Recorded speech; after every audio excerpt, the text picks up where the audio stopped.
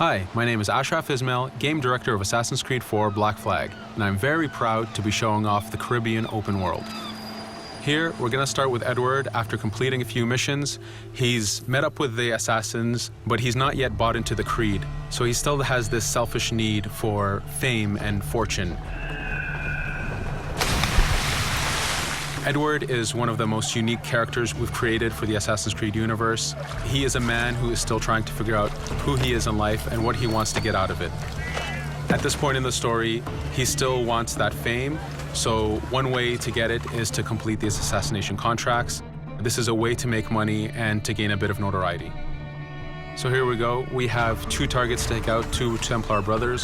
So we're going to accept the contract, and the world map is going to show us where this contract takes place.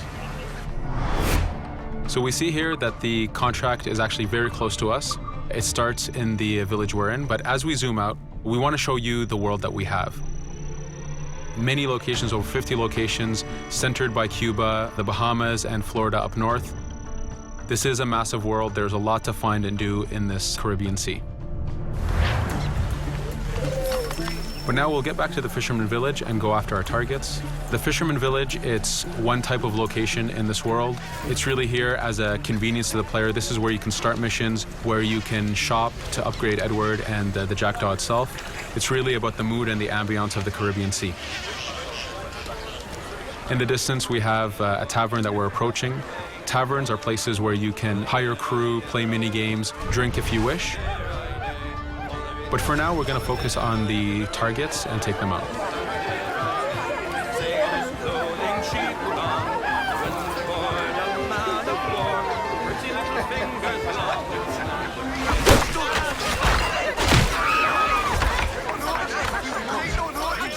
Now that we've taken out one brother, the other one's going to bolt. Just like classic ACs, we can chase him down and take him out that way, but there's many ways to complete this contract.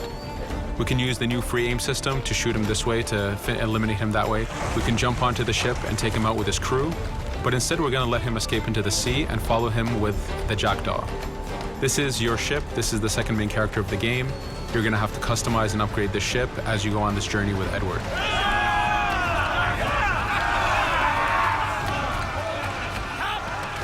We've seamlessly gone from a ground chase right into a naval chase. We could destroy the ship and complete the contract that way, but instead, using the spyglass, we can see that he's carrying a lot of rum.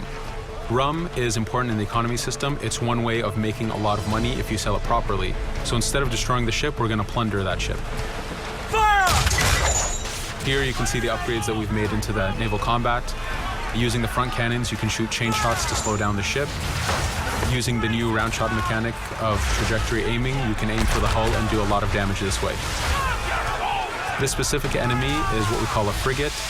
Frigates are the type of ships that you need to destroy as fast as you can, because the longer the fight lasts, the more damage they're capable of doing. We have other enemy types like the Charger or the Man of War.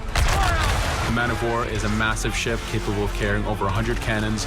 These are ships that you really need to upgrade to be able to face. But now that this frigate has been demasted, we can start the boarding. Boarding, it's very important. You are a pirate. This is how you gain cargo. This is how you take on ships. So here we can start the boarding from any orientation or angle we wish. The distance even matters.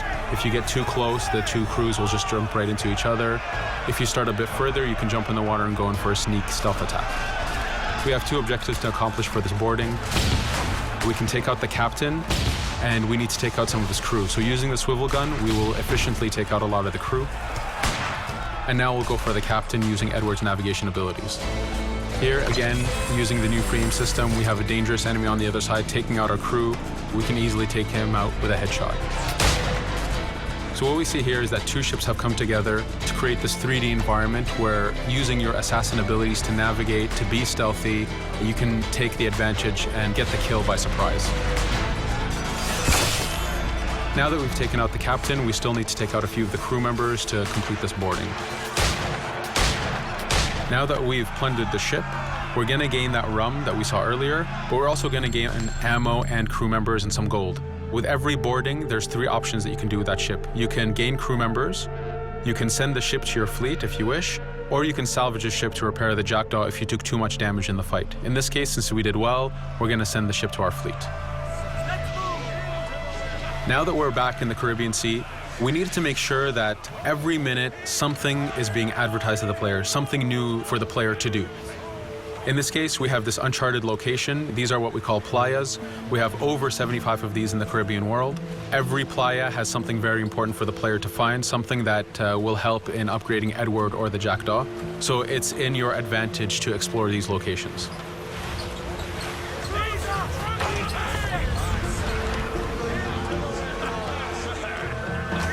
Again, for us, seamlessness is very important.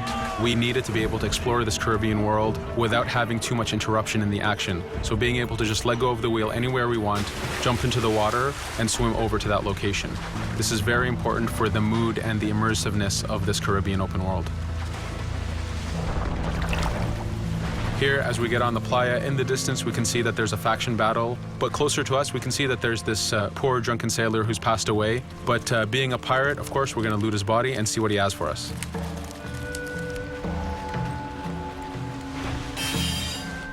So we found a treasure map. This treasure map is asking us to go to an island called Misteriosa. Every time you find one of these, you know that you're going to find a treasure that is linked to the progression of the Jackdaw or Edward, so they are very valuable. Here we're going to take a look at that faction battle. We have a British ship facing off against a Spanish ship. We could jump in and take advantage of this opportunity, allowing each ship to weaken the other and for us to plunder both. But now we're going to make our way back to the Jackdaw. Again, this is the second main character of the game. There's a lot of customization and a lot of upgrading to do on the Jackdaw. You can upgrade all the weapons to fit the playstyle you wish. Now, as we get onto the Jackdaw, we can see that the crew is cheering for us. Edward has a really close relationship with his first mate, Adewale, standing right there, and with his crew. And this is something that you'll see later in the demo, that we can lose and gain crew members. Again, using the spyglass, we can really see the contents of a ship, but you can also assess the danger and threat level of these ships. But for now, we're going to continue to Misteriosa to find that treasure. Here we've crossed into a harpooning zone. The harpooning system is connected to the hunting system, which is used for upgrading Edward himself. So you can upgrade the number of weapons he carries, the ammo that you can carry, and even his health. But for now, we've moved past that zone and we've got into a storm. Storms are very dangerous. If you're not careful, if you don't know how to navigate a storm, you will take damage to your ship and you will lose crew members. In the distance, we can see a water spout. This is a tornado in the ocean. These are very dangerous. They can suck you in, and when they do, they tear the ship apart and take out your crew. Here we can see its effect on a ship. This poor ship got sucked in and got destroyed. Storms are very dangerous, but we wanted the player to take advantage of this. When you've mastered a storm, when you know how these systems work, you can pull enemies into a storm and let the storm do damage for you. So there is a strategic element to using a storm in the world.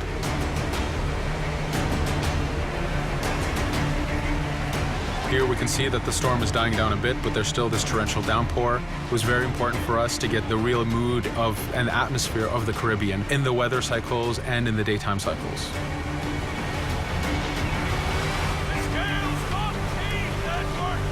But here, since we've survived the storm, did pretty well, let's order our crew to sing. Sea shanties are a part of this game. It's a collectible that you can find in the world. So the more you find, the bigger playlist you have for your crew. But for now, we've made it to Misteriosa. So again, we're going to seamlessly get off our ship and explore this location. Misteriosa is a Mayan ruin. Mayan ruins are heavy with stealth and navigation capacities. There's a lot of treasures and hidden discoveries to be found in these locations.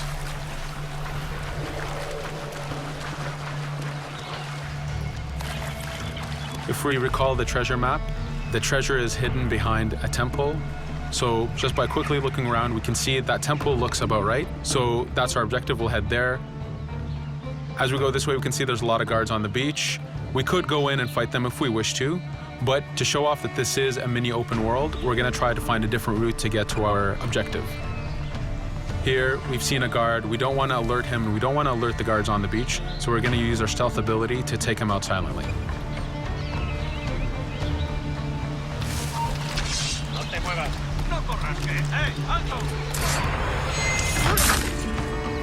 With AC3, we were able to push the navigation in the frontier, which means using natural environments like trees and rocks and so on.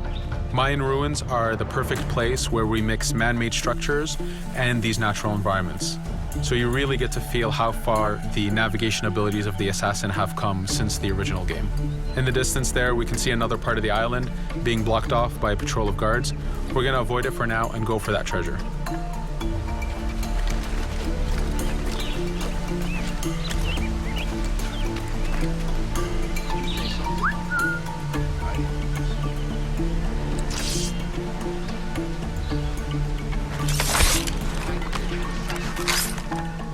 It's important for us to be able to give the players new tools, specifically for stealth. In this case, we have the blowpipe.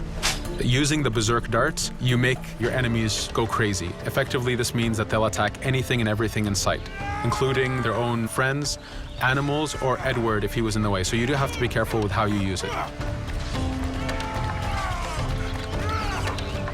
But now that we've caused a distraction, if we happen to fall down there, at least there's already a bit of damage done for us. But using our navigation skills, we're able to get past that area without any trouble. There in the distance, you can see the jackdaw placed exactly where you left it when you got onto this location. It's really important for us to show the beauty of this Caribbean world. The Caribbean has some amazing vistas, and we pushed ourselves to replicate this in the game.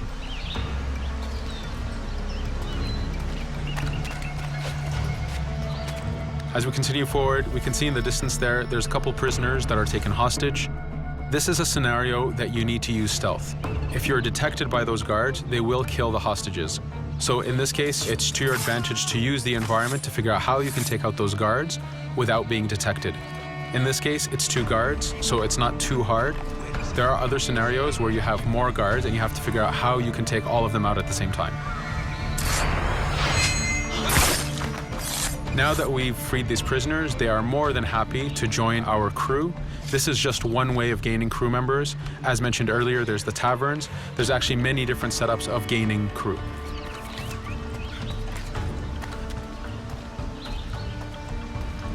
Here, we're going to go back to the treasure map. We can see that the treasure is actually behind the temple near a fountain. So if we just look around, we can see that it's around here.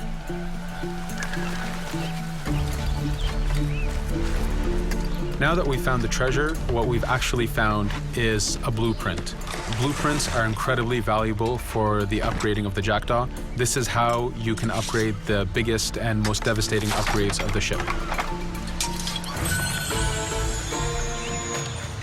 So here we're approaching a reach high point. Just like classic ACs, synchronizing with the reach high point reveals the contents of a location and the map itself.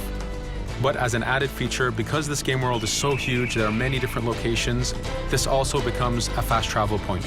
So now you can, by synchronizing, now you can come back here anytime you wish to collect those treasures that we passed up a bit earlier. Here we've reached the end of the demo. This was a tease of the open world that we have.